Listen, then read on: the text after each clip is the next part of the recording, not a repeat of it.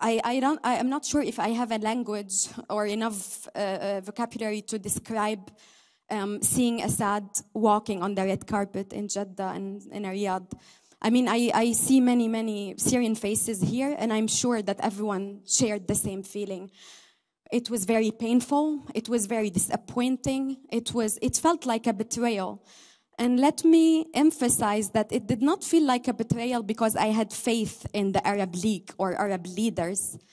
It felt like that because I had hope in Syrians. I had hope that the efforts we've been making for 12 years now will pay off, and that we will never, at least, see Assad, just sitting among other war criminals, I would say, and preaching on what happened in Syria in the past 12 years. Especially for someone like me, this normalization is, to be honest, I have no other word to describe it. It feels like the beginning of the end.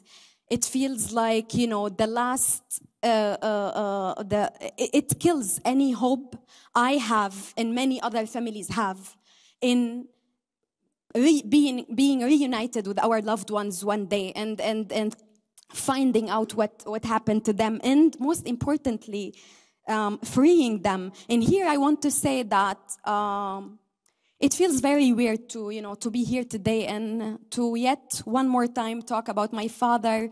I'm not here to explain to you how great my father was. It doesn't matter.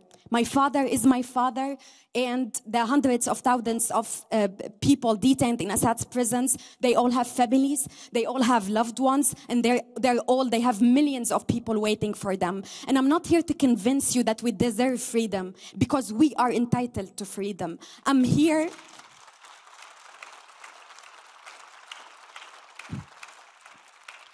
Thank you. I'm here to say how angry, how frustrated, how disappointed, and how unsurprised I am that we've been here since this morning and we barely heard any conversation about detainees. We barely heard any conversation about normalization. And most importantly, we barely heard any conversation about a political solution. How come, thank you, how come that any of us here believe genuinely that an early recovery for Syria could be possible while Assad is still in power? Are we just here to waste our time? I've been here second time. We've been here for 12 years. We've been, you've been exhausting our traumas. You've been exhausting our pain. You've been exhausting our stories. And for what? Nothing has changed. I'm sorry. I'm not sorry for anyone. I know that many of us have been, I appreciate the work that many of us have been doing. But it's not enough.